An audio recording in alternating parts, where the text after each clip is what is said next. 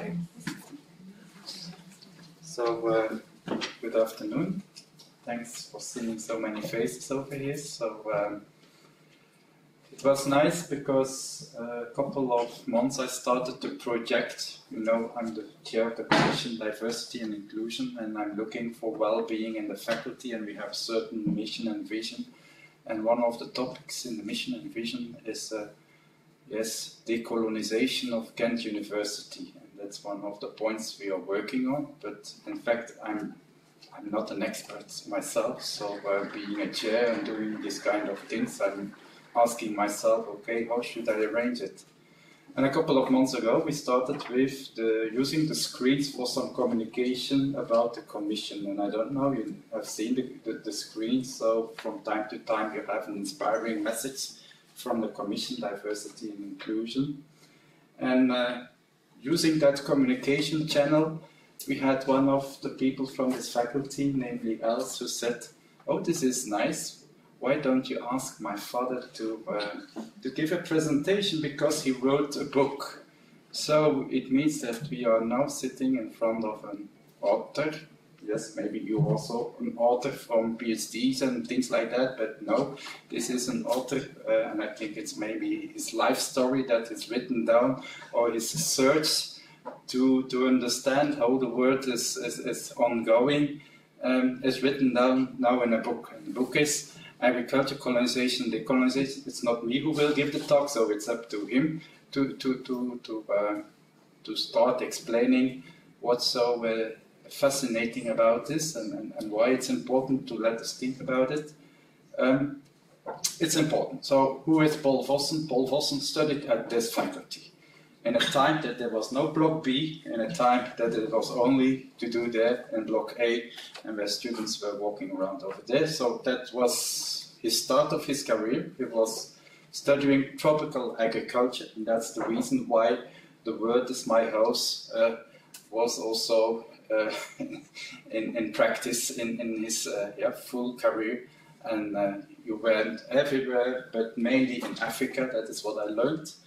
I will not talk too long, because I also have to say that you today, when you're retired, you are a guide in the Museum of Africa, and that's in Tervuren. So if you like the presentation and so on, then maybe you can book a guiding tour with Paul as your guide. So that's also one of the possibilities. So I give you now the word and the floor to let us see some things that we will never collect ourselves, because we don't have that experience as you have. So, Paul, the floor is yours. Thank you, Professor Van Ogen. First of all, I would like to thank you and the faculty to giving me this opportunity to share, not my life, but in fact a number of questions I posed myself during my career. You may ask why an older, I'm not saying an old, but an older white man with grey hair is talking, or will be talking about colonization and decolonization. And the reason is that during the 30 years I was living and working in Africa, that there were a number of, and the period after that, when I left Africa in 2015, that there are a number of questions that keep on coming back on the table about the colonial past of Belgium and the colonial past of Belgium and other colonies. And one constant in this is that the current former colonial countries like Congo, like Burundi and so on, the sub-Saharan African countries, North African countries, Middle East countries, that many of them still today are going through a transition from a colonial period to a stable political system. They are going through what we call failed states or chaotic states and so on.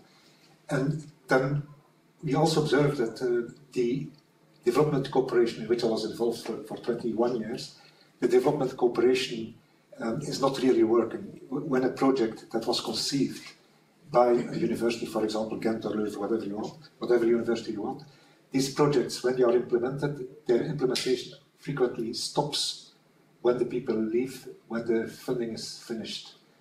And then the trigger is why is that? And at the end of my professional career, I went to the university again to do an MSc, a master postmaster, in political and social sciences in the area of conflict and development, hoping to find the answer to questions that I was raising during my career. In fact, that's the world upside down, because these questions I should have asked them myself, or people should have told them to me before going to Africa, not resolving them after you come to Africa. And also this additional study was not really satisfactory. You find explanations in economics and sociology, in history and so on and so on, but this is not really satisfactory. And then came, by looking around and by studying, the idea that maybe we were missing somewhere an element, not the answer, but part of the answer that was not sufficiently looked into it. And as a tropical agronomist studied here, the environmental agroventory was the starting point, in fact, of this search. But to understand fully what I will try to share is what is colonization. And colonization, in fact, very summarized to the extreme, is an exchange where you exchange the resources in the colony for the civilization of the Western countries. So where France, Belgium, United Kingdom, Germany, and Russia, that's for later, go to another country, they say your civilization is not at the level of mine, but you have the resources that I need, and we will exchange this too. These resources, you see them on the screen. You know them better than I do. It's the copper, the coltan, the cobalt, the aluminium, the gold, and so on and so on. It was also in the beginning of the colonization. Wood is still part of the export. Rubber in Africa, much less, almost not. Ivory is forbidden today. Copal, palm oil, and cotton. So when the colonization started, it was not about cobalt or copper or gold. It was about rubber, ivory, wood, and so on, in exchange. And now that to show just that I'm not inventing things, I'm presenting it in total 4 quotes by former rulers. The first one is King Leopold II from Belgium, who said in 1876 already that he wanted to open the civilization to the only part of the world where it has not yet penetrated, breaking through the darkness that envelopes entire populations. That was his idea. While between brackets, for the people who like quizzes and or quiz masters, this dark background and the yellow star symbolizes bringing the light into the darkness. It was at that time the explanation of this flag. Now Cecile Rhodes, the person who went to Africa at the age of 16 or 17 years, but then later became D. Rhodes, who started Rhodesia, which is now northern and southern, which became northern and southern Rhodesia, is now Zimbabwe, southern Rhodesia, and Zambia. He said, Africa in the same period, Africa is still laying ready for us, it's there. It's our duty to take it. And more territory simply means more of the Anglo-Saxon civilization, race, more of the best, more of the most human, more of the most honorable race that the world possesses. So this idea of our civilization is superior, we will bring it to the rest of the world. Now this is 1876. If you go a little bit more recent, you see in 1923, the Minister of Colonies of Belgium, he said, colonization is the agent of civilization. It will take charge of development, of spreading the wealth and in the possession of people who generate no profit for themselves of these resources. So the idea was these resources are laying there, people are not using them. Why don't we have the right to take them? But in exchange, we should bring our civilization. And to come to today's history, if you see here in 1920, Stalin was saying almost identically the same 3 years earlier, where he considered Central Russia as the bed of the communist civilization, where to come to expansion, they needed the resources, the mining resources of the border regions to make it possible to spread it. So this idea of what we need is somewhere else. We need it, so we take it. In exchange, we impose or we bring a civilization. And that's what today is happening still in many parts, in Ukraine or in other parts of the world. And then the aspect here is that colonization, where the further growth is fueled by the resource from elsewhere, that this in fact has 2 parts. That's more or less what we were discussing earlier today. There is a colonization which we can call, the word is not fully correct, a political colonization that means imposing borders, bringing roads, building hospitals, and so on. That's a state or the political colonization. And the other one is the cultural colonization. Because to have people fit into your colonial perspective, you need people that think, that work like you are thinking. So you cannot use somebody who was grew up in a different community, in a different culture. If you want to use them in a colonial logic, then he has to comply with the logic of the colonizer. He has to have the same rules for working, the same language, speaking the same language, having the similar education and so on. And this is part of the called cultural decolonization, where the cultural decolonization is still ongoing today. That's for later. Now, to bring this colonization, we have to face, the colonizers, had to face what's called the colonial challenge. That means that a small country, take here Belgium, is colonizing a huge part of the world, at that time Congo Free State, or independent state of Congo, where Belgium is 80 times approximately, it's less, but 80 times smaller than Congo. Now, to put this in today's terms, the Democratic Republic of Congo 2023 is larger than half of the European Union. European Union, 27 countries, cut them in two. Half of it is smaller than the Democratic Republic of Congo. The same applies for France to Northern Africa, Western Africa, Central Africa, plus Vietnam, Laos, and Cambodia. The same applies to the United Kingdom with India, Burma, Bangladesh, Uganda, Kenya, Nigeria, and so on. So proportionally, this was the same challenge for all colonizers to colonize an area that's much larger than what they have.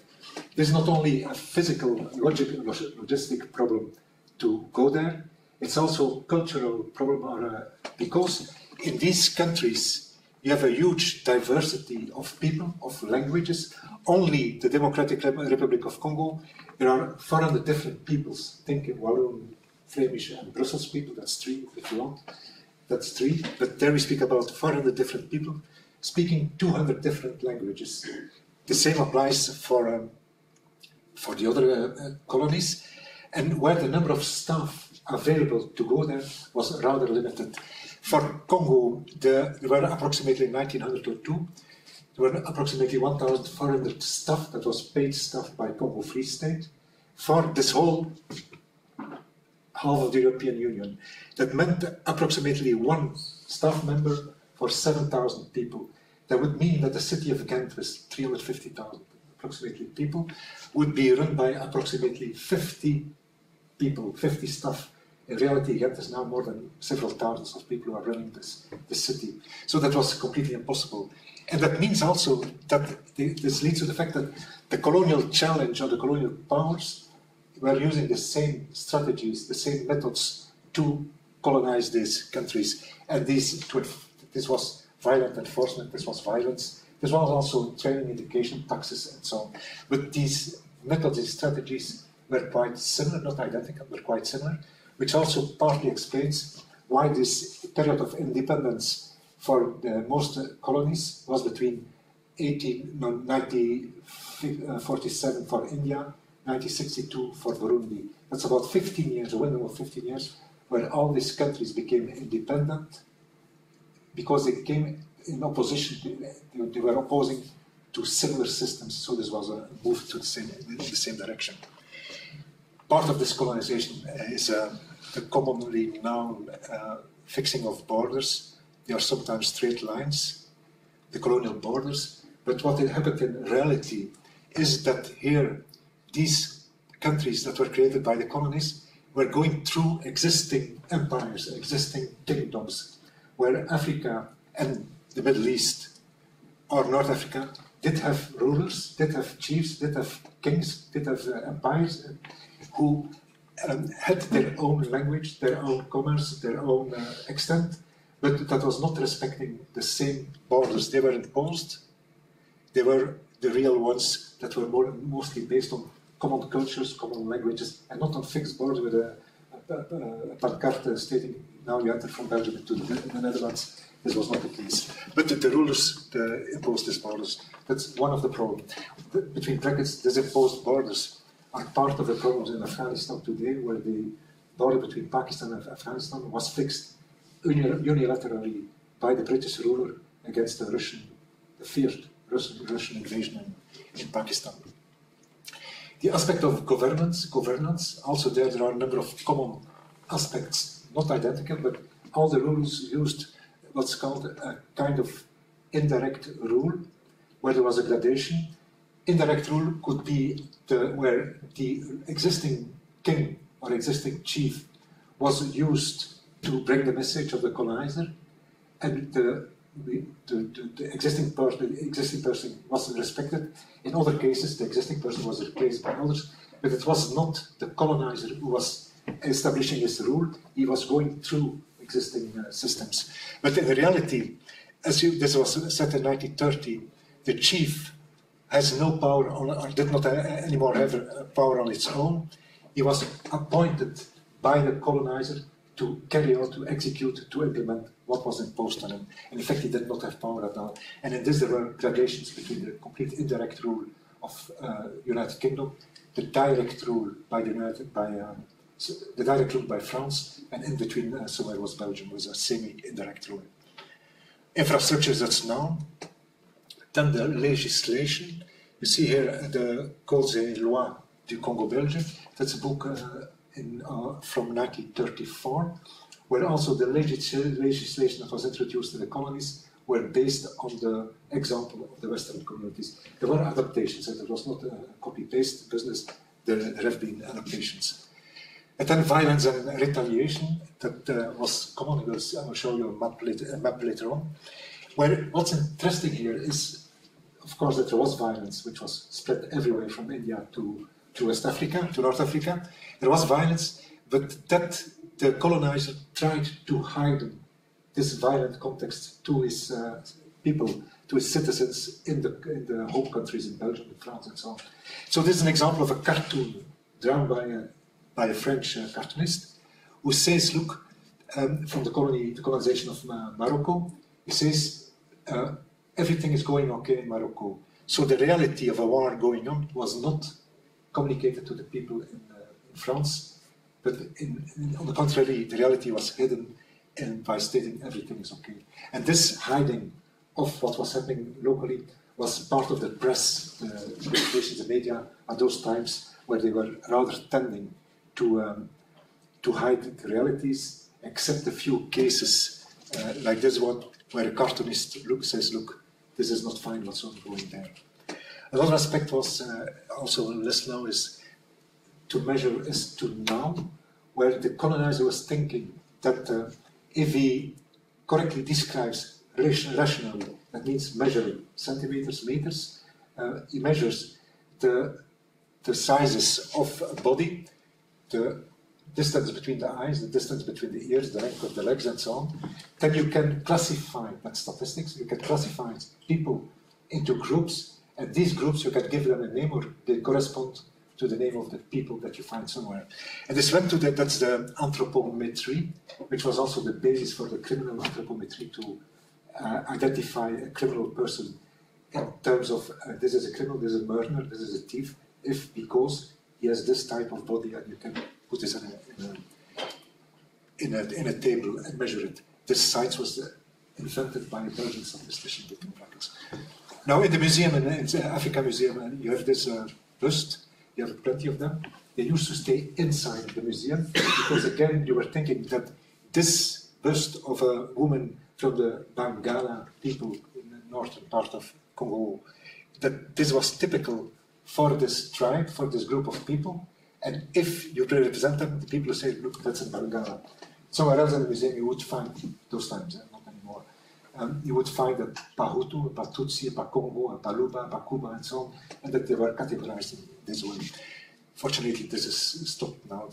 Belgium stopped doing this quite early, in fact. In France, the anthropometry went on to the 1972 for criminal purpose. That's only then that they started realizing that this was not that good an idea. Another was imposing taxes, penalties, compulsory labor, and so on. When we think, again, that imposing or taxes or using forced labor, that this is to construct the colony, which is correct. You need labor to make a road, you need labor to build a building, but you need taxes to have revenues to pay your colonization from, to pay your people from. But the idea went much further, because the idea was that by imposing taxes, by imposing certain forms of labor, that this was going to change the mind, to change the being, the identity of the colonized people, to let them fit, to have them fit into the Western way of thinking, waking up at 6 o'clock, going to the job at 8 o'clock, and turning home at 5 o'clock. And if they did not comply to this, there was whipping, there was prison, there was punishment. Then, of course, the missionary, where the stating comes already from the early 19th century, where the idea was you will civilize them by Christianizing them. And this is the idea that was also applied to Canada. We have the cases in the press the last 1 or 2 years. You will civilize them by Christianizing them. But here you have a translation in 1923 in, at that time, Belgian Congo, where the Minister of Colonies from Antwerp, Louis Frank, Belgian Minister of Colonies, who was an atheist, was a liberal, who was not believing, was against it, but he said in the Belgian Parliament, we cannot imagine a factor that contributes with more energy and more power to the moral uplift of the natives than the religious action. So he approved in the Parliament that he was working towards funding missionaries, towards funding the colonization, in spite of the fact that he was himself not a believer. Then there was the public discourse that comes back to the, where the image building, the representation in the mind of people of the other one being less developed, being less civilized, was part of the image building of people in the colonial powers itself. That's an example of a flyer in 1897 for a Brussels exhibition on the colonial aspects, where you see what's called a human zoo. You see people coming from Africa, from Congo, 269, it's not important, the number is not important. But they were put on display in a zoo, literally, behind fences, and the visitors, they are not here, they are here, the visitors could look at those people and see, look, these people are singing like this way, they are speaking that way, they are dancing that way, and so on. And that was the way to represent them by human zoos. In France, and I come again to this part of opposition, there was a cartoon for the World Exposition of 1931 in Paris, near to Paris, where a similar cartoon was made, a flyer was made, two African people behind, sitting in a reconstructed village, and they are watched at by the visitors of the museum. But it's a cartoon made by an opponent, by a person who says, look, this is not right, because he lets these people say, look at them. Next year, we will have our zoo in Gabon or in Congo-Brazzaville, and then we will start laughing to them. So there was, at the individual level, there were opponents, there were people that did not agree with this colonial period, but that were individuals here and there. This was not mainstream like we have today, certain actions, like Black Lives Matter, that's maybe possibly for later, where there's this did our movement of many people, and in this case, early it was individuals who were opposing, but they were there, they did exist, it was not accepted by everybody. Then there was, that is maybe better now for the Belgians, is the aspect of the évoluer, in existing not only in the Belgian colonies, you had the educated in the British colonies, the civilized in the French colonies, civilizato, assimilado, Portuguese, Spanish countries. The basic idea was that they needed for the colonization to be successful in colonizing a country, that they needed interpreters, people in between, that were speaking the language, that adopted the way of living, eating with knife and fork, from the colonizer, and they would be the translators, the interpreters, to the lower people to bring the good message. That was the idea. And this was the case in Belgium. It was already the case in the British colonies, and in Burma in this case, this kind of evolution. This became counterproductive, which I will show later on. So in reality, what I try to show here is that the whole world, be it Africa, North Africa, it's the same, or the Middle East, or Asia, was looked through glasses with white glasses and a white frame. So the world was watched at as seeing everything through white glasses, the white civilization, the white culture, the white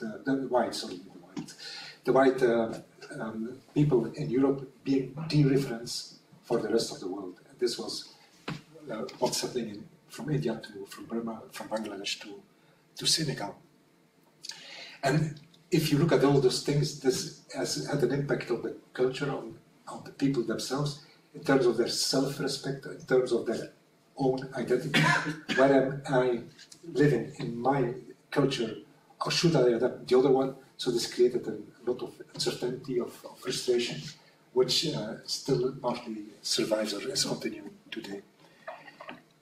So there came opposition to this, and here I have a map, the map I promised, with, and it's only part of it. You see where there have been wars, rebellions, oppositions, violent oppositions against the colonization, and this is not limited to Congo or limited. It's existing in all colonized countries. It was existing also in India, where the Sepoy War of the 19th century killed approximately 200 to 300,000 people that were killed during this war. This is an example which is interesting, in fact, is the flag of the Ba-Tetela, the people of Tetela, the group, the people of Tetela, who was opposing, were part of the Belgian colonial force, the Force Publique, who were opposing at a rebellion in Congo. And they had a flag.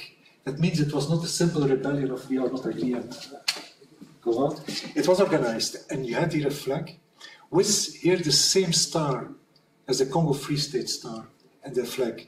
That meant that in the beginning, the opposition against colonization was not a move towards independence, to become an independent state. It was a reaction, an opposition against the very fact of being colonized and being forced to adopt other characteristics and other ways of life.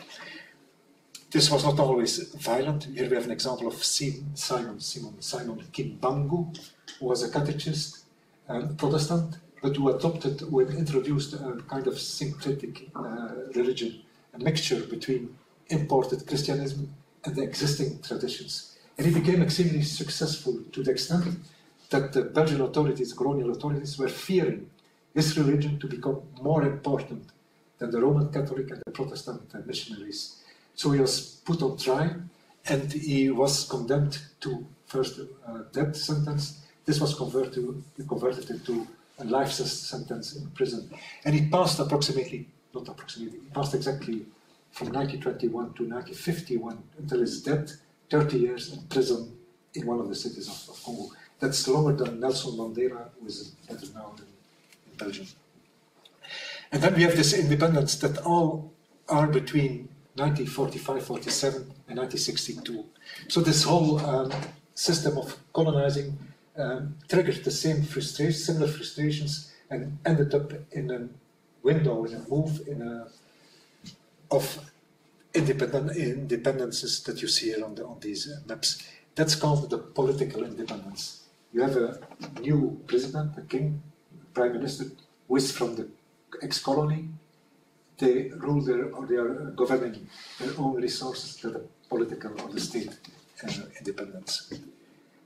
And then we think that this colonization would have been a success, decolonization would have been a success, but what we face until today is a post-colonial dissolution, where we see that this is the case for Africa because I didn't have a map for Asia, where you see the blue points, where there is instability until today in African countries, secession wars, rebellions, instability, and so on. So this is not nothing. This is generalized all over these countries, and it shows that the problem is still remaining today.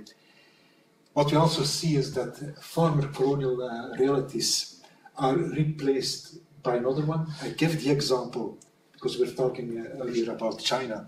I give the example of the Wagner Group in Central African Republic. We know today the Wagner Group from the intervention in the Ukraine. In reality, they are in Africa present in Mali, Libya, Sudan, North Sudan, South Sudan, Mozambique, and there are rumors that they are now penetrating in Eastern Congo and so on. So what they do, in fact, is they protect rulers, elites, or the government in exchange of access to the mines of these countries. Mali, gold, other countries, Central African Republic, which I didn't put. So the Central African Republic is an exchange of access to the diamond mines, in fact. Then we have the reality of what's called the creuseurs, the mining people that are frequently children or women, pregnant women, who are exporting, like excavating, who do the extraction of the mining resources, but not in an organized way that brings the profits to the central government, but that brings the profits to the local elites or the external elites. And these external elites, if I go shortly back, the Wagner Group is the most famous today, but in reality, this type of practices of non-correct asocial criminal exploitation is also the case for other countries. It's not the country that is doing this, it are the investors, the entrepreneurs of these countries. This is, for example, a book called Noir Canada, Black Canada, which is not about Black Canada being black or black people in Canada. It's the dark side of Canada, where they show over 300x pages how Canada and Canadian enterprises are involved in this kind of extractions in Congo. There are other countries like Switzerland, it's not famous, but Belgium is a part of it, France, the United States, and so on. So it's quite broader than only China. The problem with China is that it is not documented. If you start looking for papers, for publications, for evidence, how China is intervening in Africa, it becomes extremely difficult to find figures to say, look, that's a part of railway that you are exploiting and so on. These are often hidden in unexisting contracts, simply no contract, or in contracts that are not transparent, that are hiding the reality. An example for this is that Congo had a contract with Chinese enterprises to exchange exportation of cobalt to China in exchange of building infrastructure in Congo, where the current president of Congo, Tshisekedi, at a certain moment asked what's happening here. I wanted an audit, if you want, an evaluation of what is really happening in terms of exchange. And the outcome, which became available earlier this year in March, was that China had been exporting for $76 billion cobalt to China, but that they only had built for $3 billion of roads, of universities, of schools, and so on. So this balance is completely lacking. And another aspect of the current state is what we call the authoritarian regimes. To understand this, it's part of the explanation because it's extremely correct. But the rulers, after independence, they inherited an area or a country with the same diversity as the colonizers had.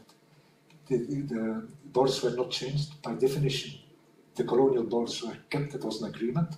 But that meant also that the diversity in terms of people living in cities, for example, people living in poor areas, or people living in very rich areas, that they were forced to live together in the same country, which makes it frequently obligatory or compulsory for these rulers to impose one common rule, which is then imposed often by violence or by authoritarian methods.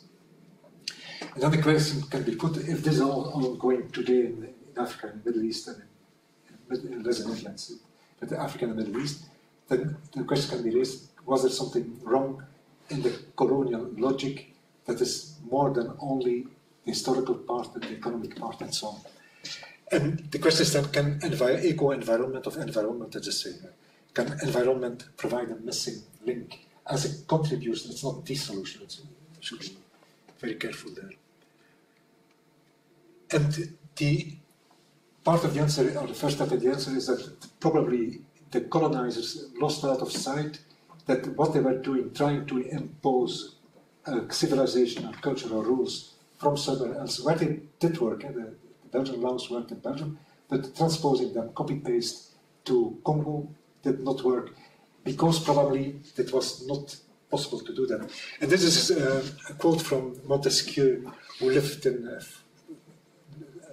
17th century, the 18th century, in fact, who said in those times, before the colonization of Africa, laws must be so specific to the people for who they are made, that it would be a very great coincidence if those laws of one nation could be suitable for another nation.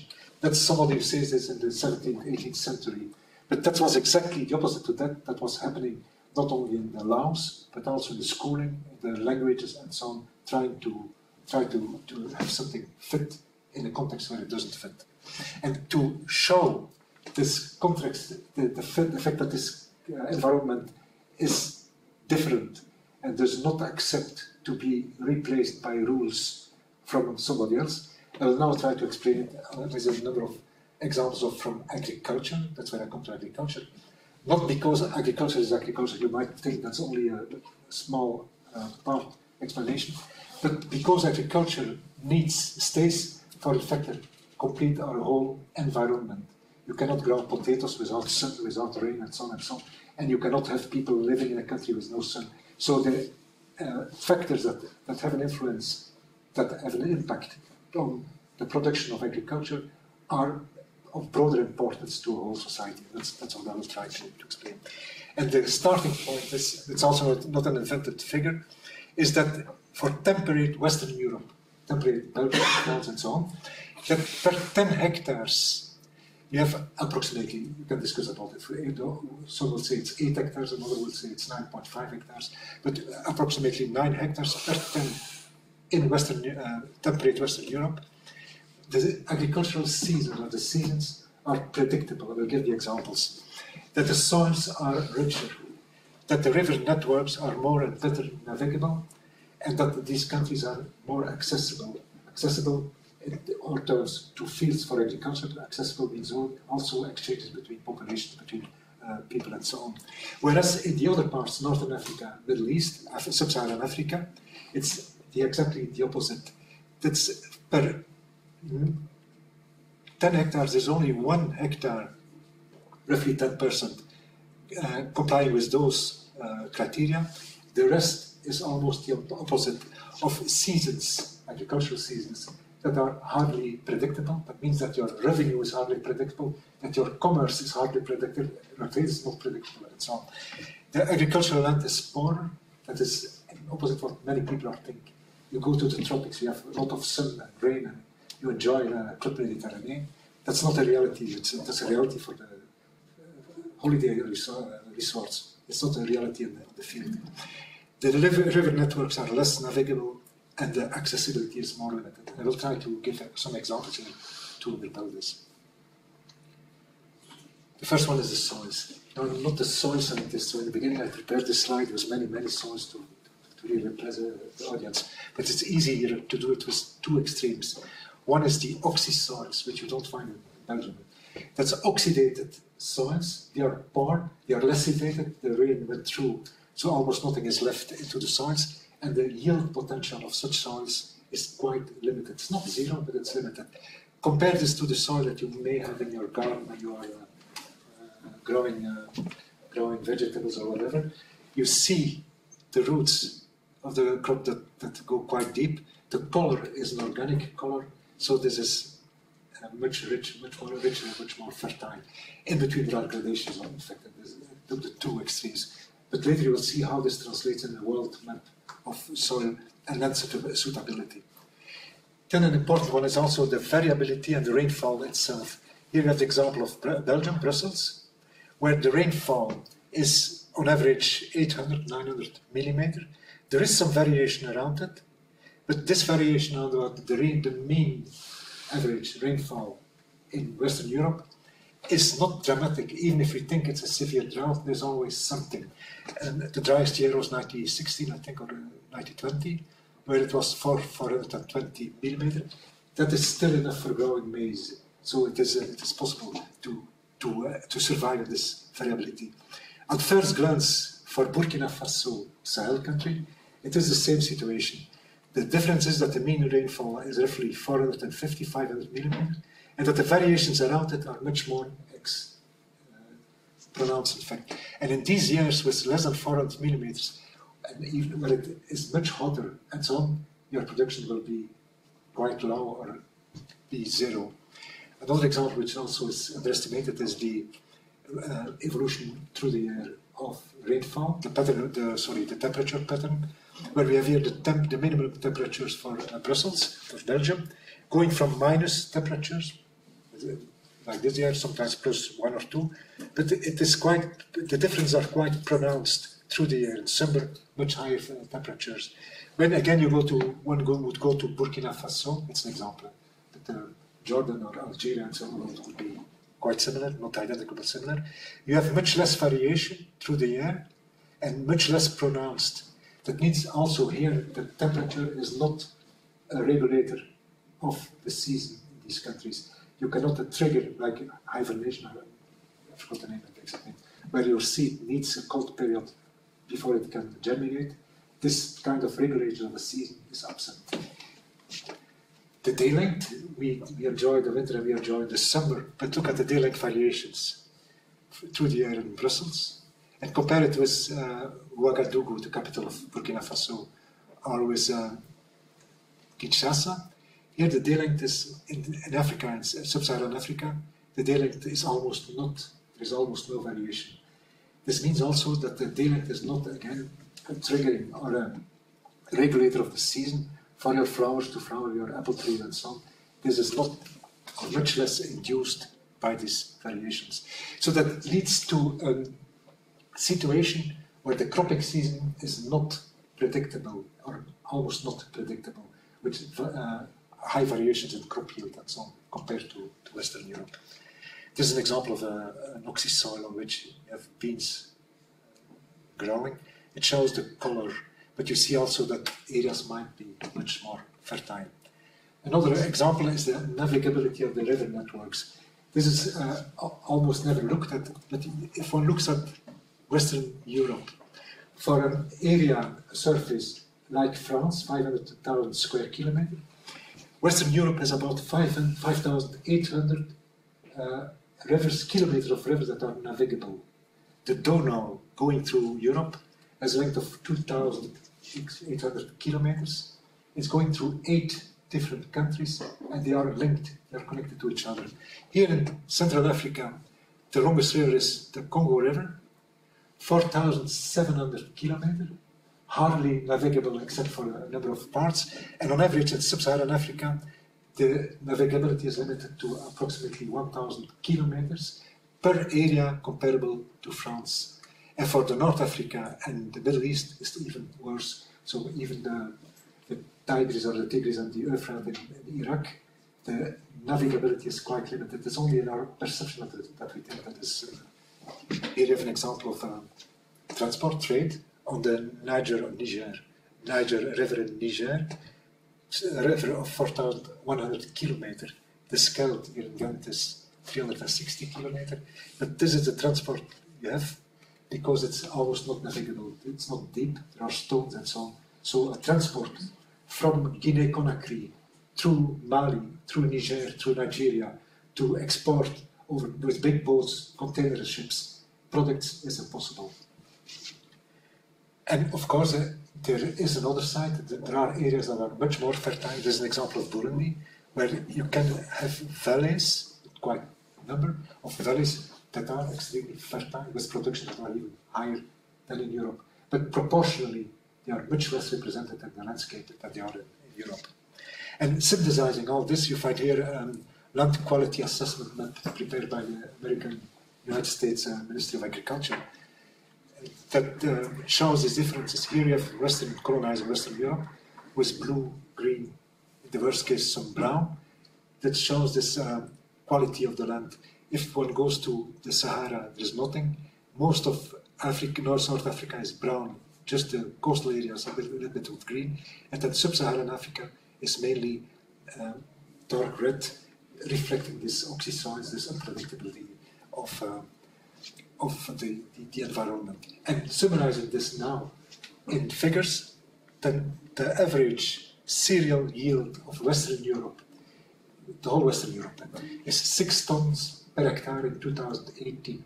Belgium is above that. That includes also less producing countries like France. France is also good, but we have southern Italy, for example, where the production is less. 6 tons per hectare in 2018. Between 2 and 3 tons North Africa, Sub-Saharan Africa, and the Middle East. And then the reaction, if you would talk to my father, my late father, he would say, but that's because people are no entrepreneurs. They have no drive to increase their production. There is no technological trend and so on. So the reality shows that, and then we come to the trend that you've learned in the statistics, I suppose. The technological trend in Western Europe is plus 100% since 1968.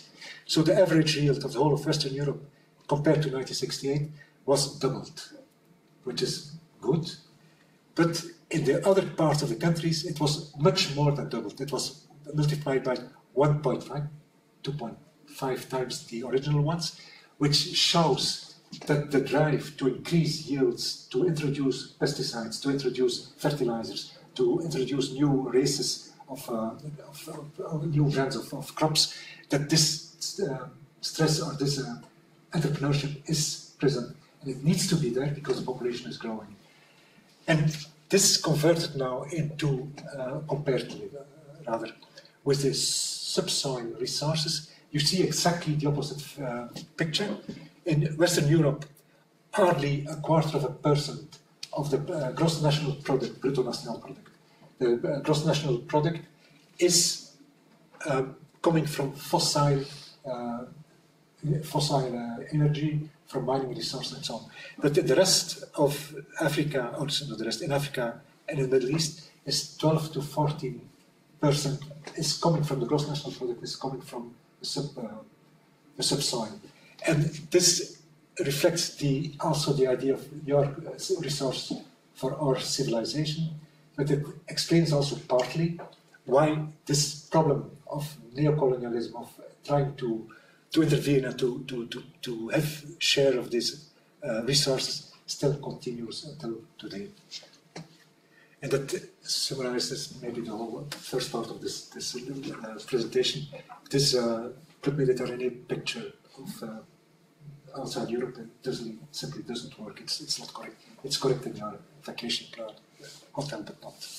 And the idea now is that these conditions in Western Europe contributed to the evolution of capitalism to colonialism, where the resources of the soils of agriculture, in fact, made it possible that fewer and fewer, less and less people kept on working and stayed in the farms, which is still ongoing, 2%, less than 2% in Belgium, so that the number of people involved are working in agriculture decreased, but they could start working elsewhere in factories, in tanneries and so on, because the production here was high enough to feed the European population, to feed an increasing, at those times, a fast increasing population. Whereas, and this fact made it possible for a capitalistic growth, so that there was more and more revenue generated. But to maintain this at a given moment, it became necessary that Western Europe imported resources from somewhere else, where initially it had taken this from the United States, Americas. This, after the independence of these countries of Brazil, United States, it needed to complement it partly or mainly from colonizing Africa, Northern Africa and Middle East in terms of fossil energy, oils, gas, still the case. Southern Sub-Saharan Africa, rather the mineral resources that were needed. So that's the idea behind that the larger abundance, the higher potential of the environment in Western Europe was part of the trigger, part of the engine that forced capitalism into colonialism to maintain the growth that was generated in Europe. And the mistake was, or the absurdity if you want, that the people who are using this system or this colonization were thinking at those times that they could do that without thinking, in fact, that they were saying, no, will it work in Western Europe, our laws, our education, our and so on and so on.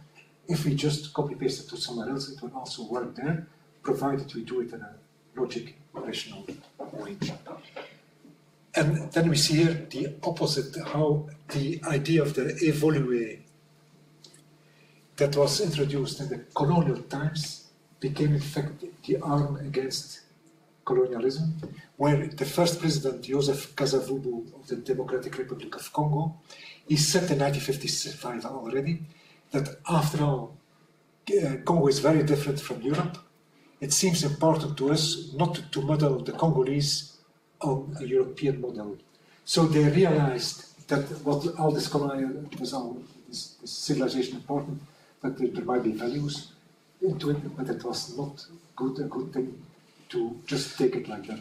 And this was called Kazavubu, like Lumumba and so on, were what we call evolués. So the people that were educated, in this case in the Belgian system, to make them the interpreters between the colonial rulers and the people, these people became in fact the first opponents leading these countries to independence. And then these civilizations that result from this different potential of the environment are really different. I will show it with 3 or 4 examples. The first one is what's called the Ubuntu.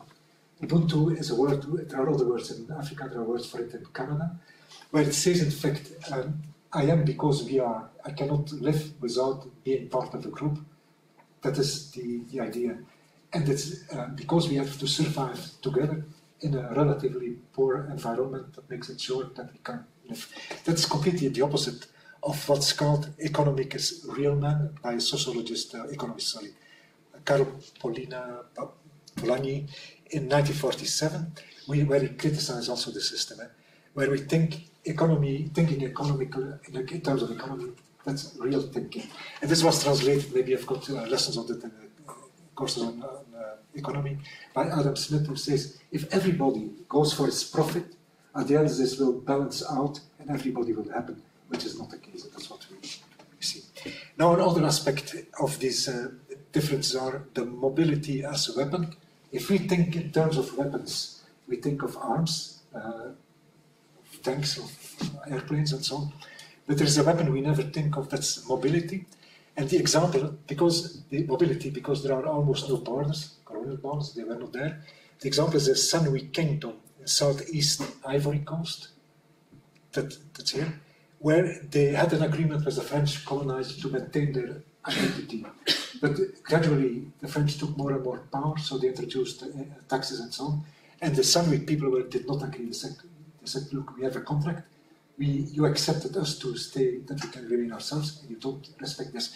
But instead of having a rebellion with weapons, a violent rebellion, they left the whole kingdom, 80%, left to the British colony Gold Coast, and said to the French, take your plan, grow your peanuts yourself, we go. So the fact of leaving, migrating, is an arm that was successfully used in this case to the French colonization.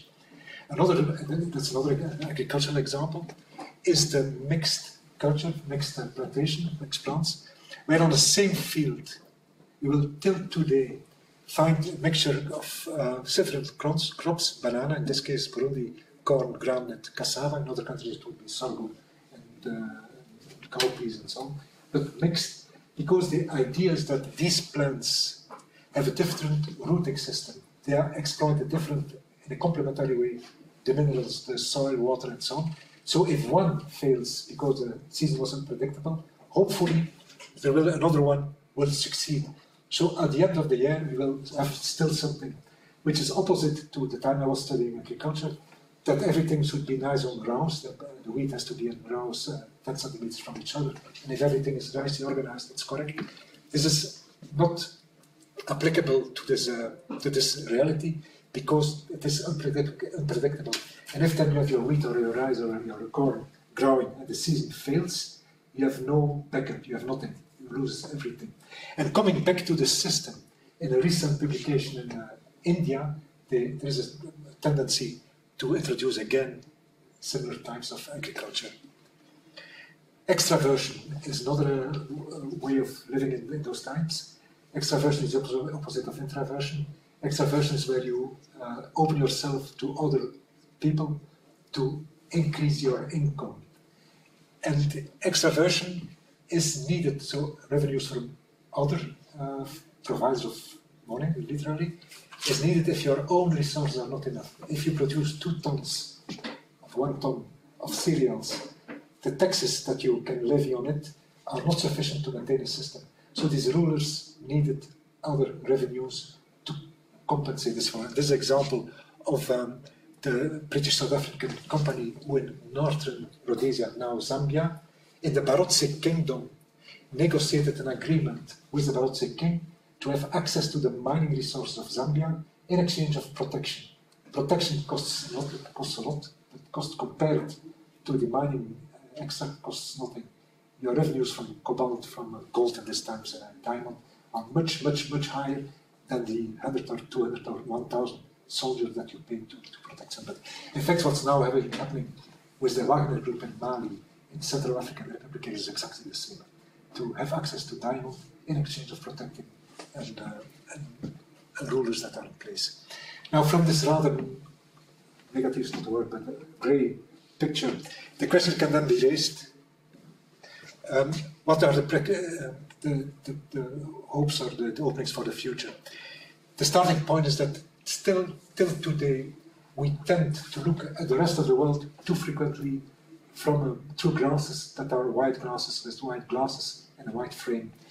And the idea, and even if we try to introduce a grey or a brown or a color in the glasses, the frame remains white.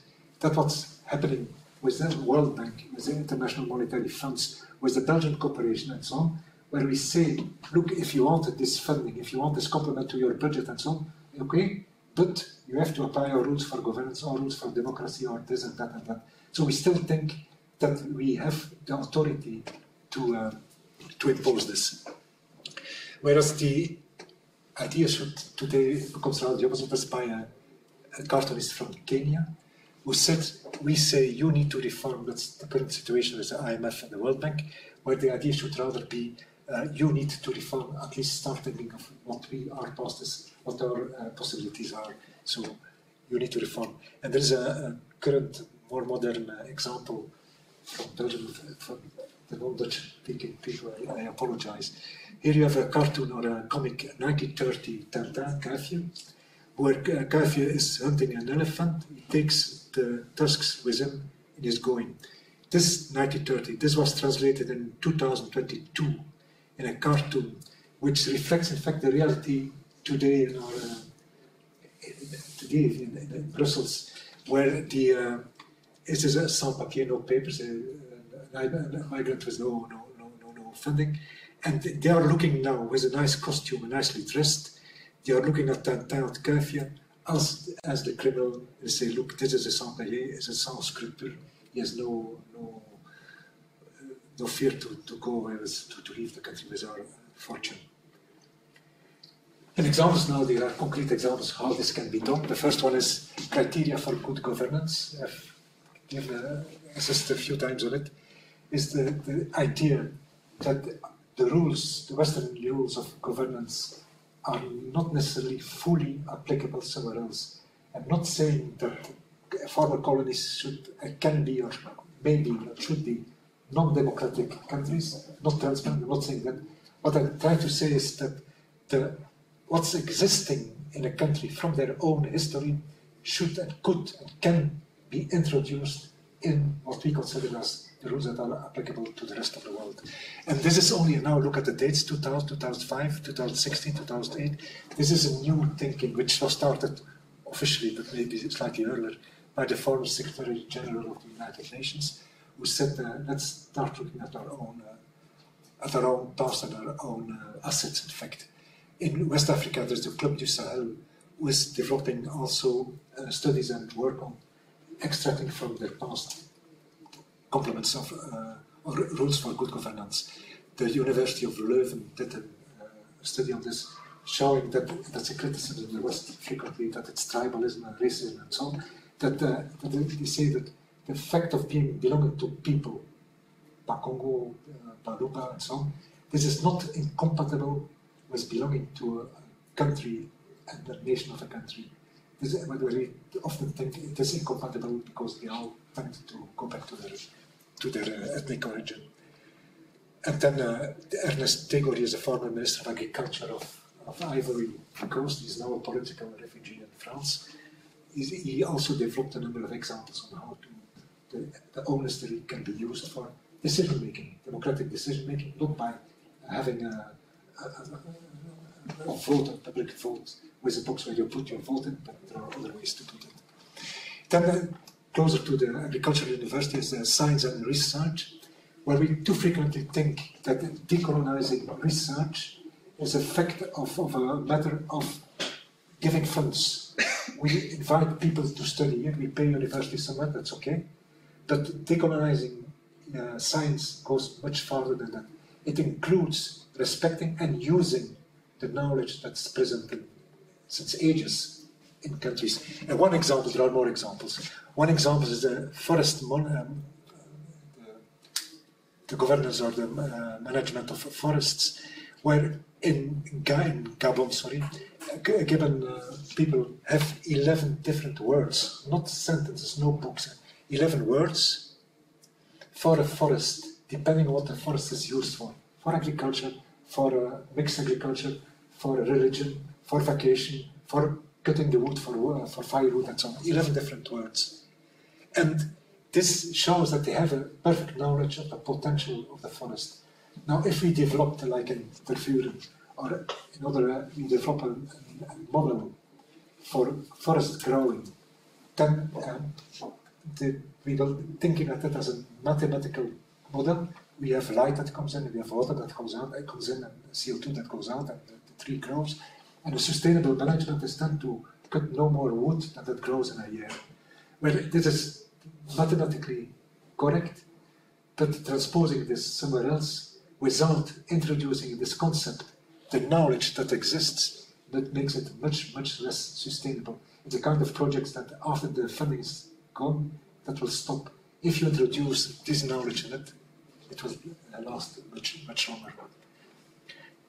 The traditional cooperation, that's from development cooperation, that's an extreme example, where we have here the Dutch, because we always talk about Belgium, so I took a Dutch one, a Dutch minister going to Kenya, to Sudan, to visit, and she is behaving, that's 2020, 2017, she is behaving like 50 years ago, the missionary goes to Africa, he gives the silver paper, brings money and so on. Whereas these people are not bad people, they do it because they believe in it. But there are other ways to, not to replace it, but to complement it. That's to look at what, again, exists in terms of project development, project thinking, project cycle thinking, and so on. And there's a book being written by, don't be amazed, a Nigerian, not Nigeria, Paulo Giglio, is Italian descent, but Niger citizen, who wrote the book Nouvelle Énergie pour l'Afrique. It's not about solar energy.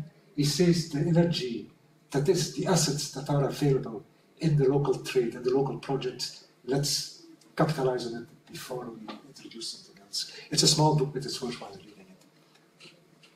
Then the sustainability paradox, we come back to the cursors, you remember, where we should realize that when we use our electrical step or our bicycle or our car, that behind this there's a flip side of the coin, where this is not always, I'm not exaggerating, that this is to a large extent exploited in a criminal way with children labor and so on.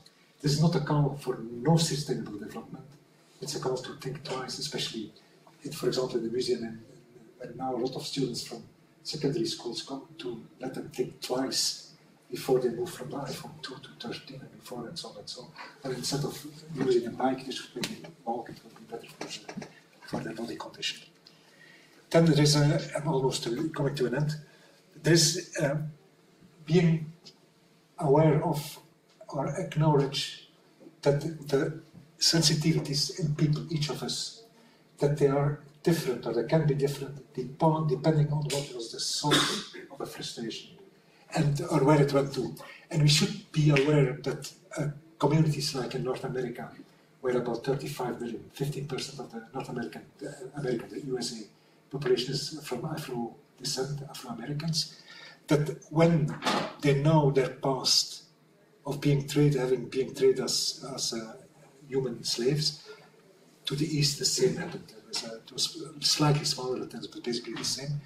That when this was the past, are the people that have lived the colonization, this is the effect of colonization, that this was undergone by people as a group, whereas the colonizing people themselves, the individuals, me working in Niger, or somebody going, that this is an individual. And for us it's difficult to understand because we think as individuals, and we have difficulties, not all, we have difficulties to understand why other people react as people, why a movement like Black Lives Matter can become a movement even if it was only one person that was killed. It triggers one fact, triggers a whole population, this memory of the past. And this is a sensitivity that's there, and we should realize that this is the case, which is, this is then translated, and we're back in Brussels now, where we have now the Patrice Lumumba Square, Zwarte Piet talks, where the matter is not, the question is not whether Zwarte Piet, yes or no, is a black man, or whether it's a man falling through the chimney, and he has columns. That's not the question. The question is that this kind of representations, they trigger again this past, independently from our explanation that it's not an African, it's somebody who falls through the chimney. Here we have the statues that are being destroyed or mutilated or thrown over with a red color, as symbolizing the blood of Leopold II in this case, the blood rubber. And where we should realize that here on the naming was Belgium, or this person brings civilization to Tanganyika, the eastern part of Congo, where the people living there, this man, Lusinga, was killed, perceived this not as bringing civilization, but as a violent theft, robbery of their king and of their arts. Words matter, that's also becoming more and more important, where even if we say it was the most good intentions, we can make mistakes when we talk to people by expressing, using a word when I like you, but the way it's said, even for us, it's not a problem. It can be perceived or it can become a problem by somebody who has another perception of the past. And that can be very simple things. Je spreekt zo goed Nederlands. It's complimenting somebody because she or he speaks perfect Dutch. But the fact itself, even if it's a compliment, you think, no, I'm congratulating this person, it can be perceived as not as an insult, but as something that shows that why is he asking me that I speak that I should speak correct Dutch, or where are you coming from? We have now in Brussels third, fourth, fifth generation people from Congo. If you keep on asking where you are coming from, you insist on the fact that even if it's a nice question, you give the impression that he is in fact not part of the community. And then the last one is that we have to accept and acknowledge what's called the other country, the other region, the other reality in each of us. And I'm putting two extremes here because we are in Belgium and it's good to do that. One is the geographical other country. These are the people, first, second, third, 10th generation, people coming from another country, from the Middle East, from North Africa, from Sub-Saharan Africa, from Middle Africa. They keep into their body, into their soul, their heart, they keep part of their past, they know where they come from. And that's a reality because also we, as Belgians in this case are speaking, or Europeans, we have in mind the Second World War that will stay there for another number of generations. The Jews will have in mind their genocide. It doesn't disappear because it's 10 years ago. It stays there, it becomes part of your own past. And we should accept that in each of us there's another country present and live with it. And this other country is not only, and that's where I come to the Belgian politics, to European politics, this is not only a question of a geographical migration, there might also be a migration in time, where when we look at certain criticisms against what's happening today in the world, where people say now former times were much better, it was only one language and one religion and one color and so on, that was much quieter, much better, that in reality that reflects another country, not geographically, but in history 100 years ago, and it still lives in part of us, in some of us, and accepting this is part, not but a small step towards a common future. And that implies also that diversity will not evaporate. It is a fact, and we will have to live with it. And I'm ending now, still in times, with This is more or less represented. This is the theme of the book I was writing, published last year, and the French version, not the Dutch one. Answer starts with the statement, a statement by Frans Fanon, some of you might know, which was an opponent also to the French colonization.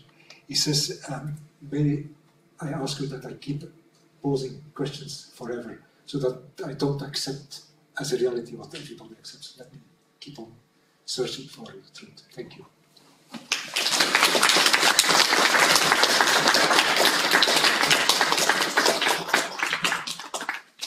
Okay, so there's no time for questions. I will just, if you feel something, if you have own experience or whatever, you still have some time. In fact, a quarter of an hour.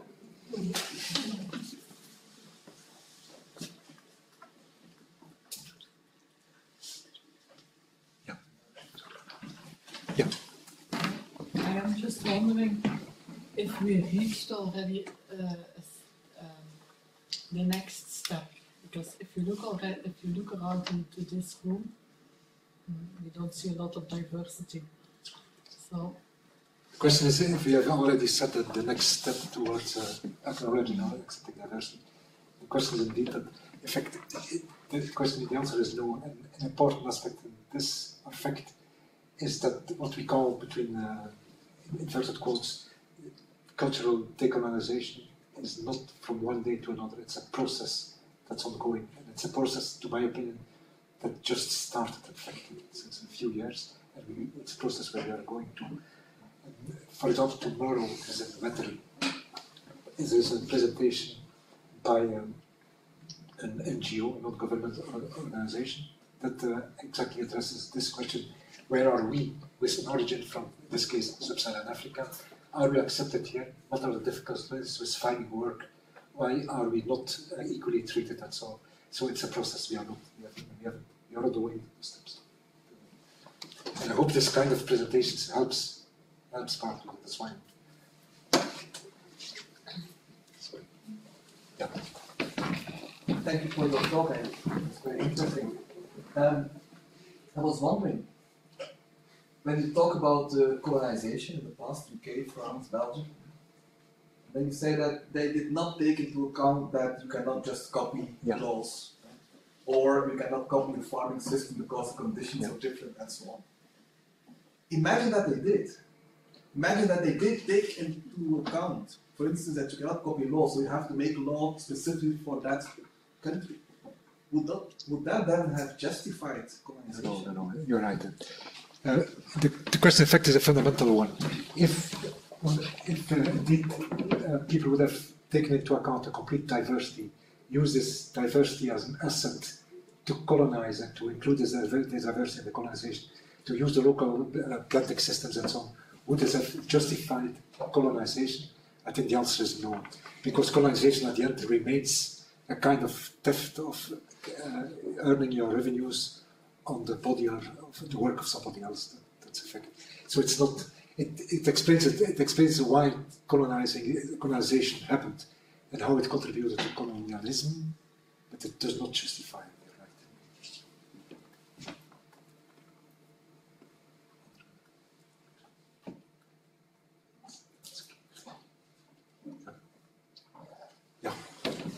Now you're working also in academics with people from the global south.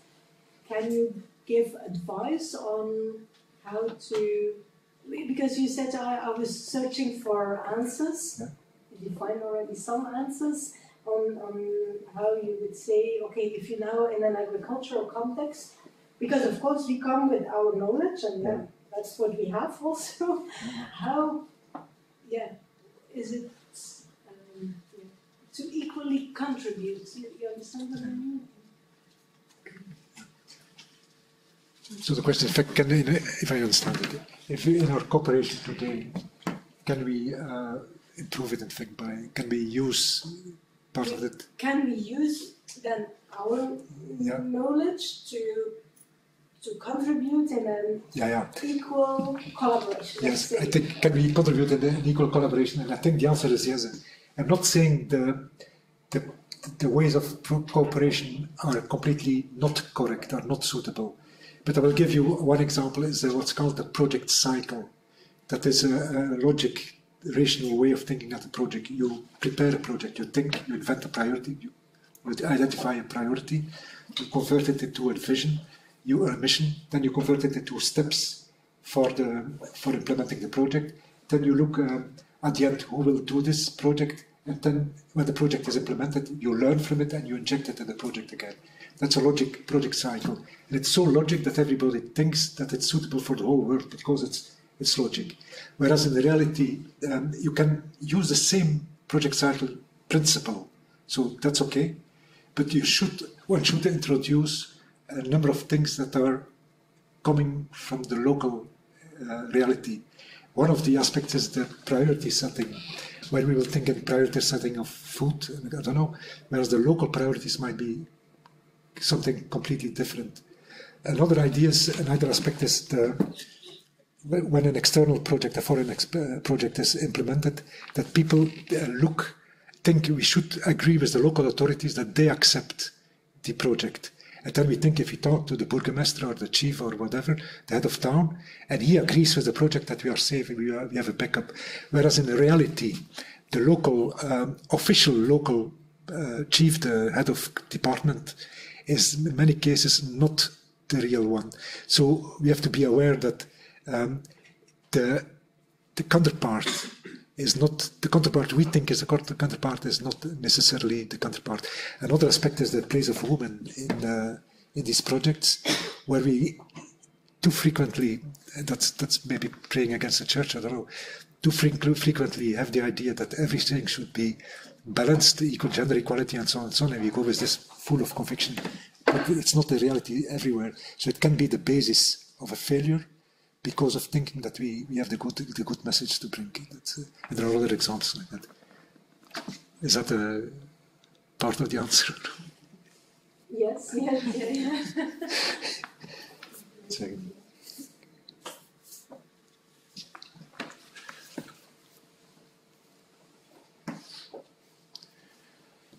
Nog vragen?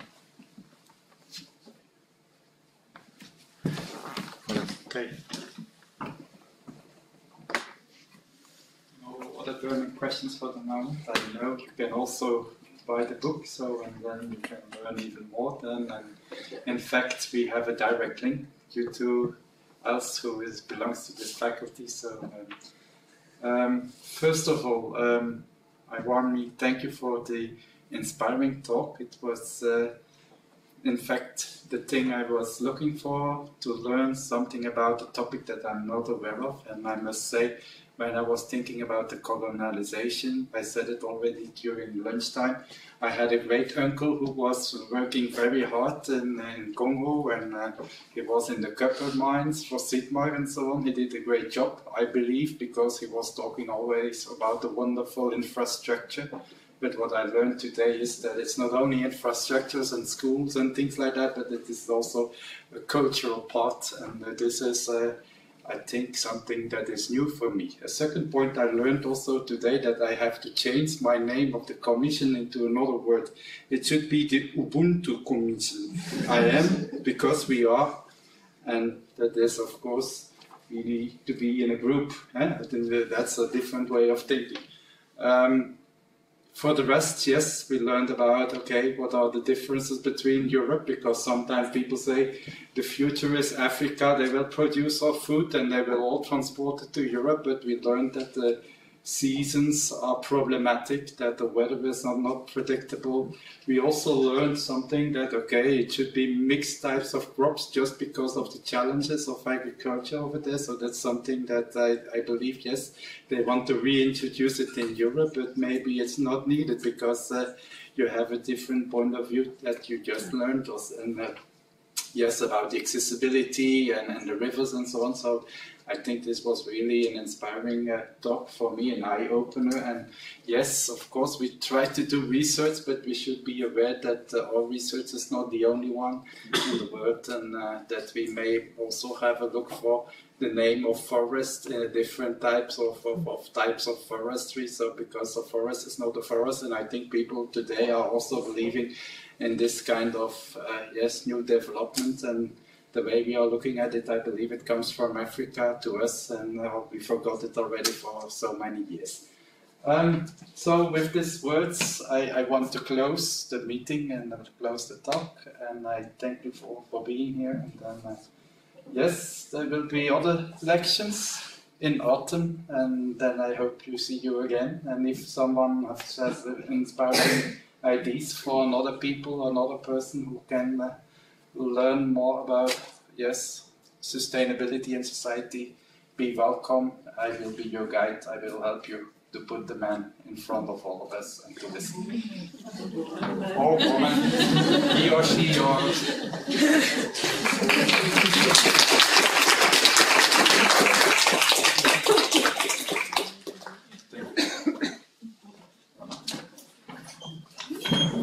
I wish you all a good afternoon.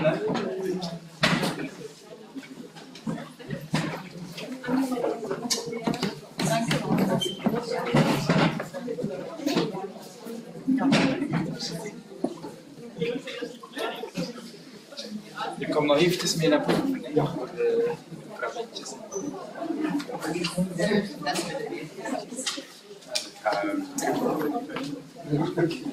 Ik moet echt zijn schrijven.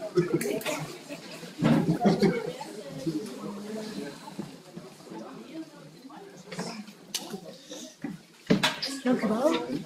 Dat is zeer interessant. Er zitten nog andere dingen te zeggen over de klimaatsverandering, maar er ook dingen zijn die... Maar ja, uiteraard. Het is zo... Dat is inderdaad al moeilijk. We zitten in die realiteit ook hier.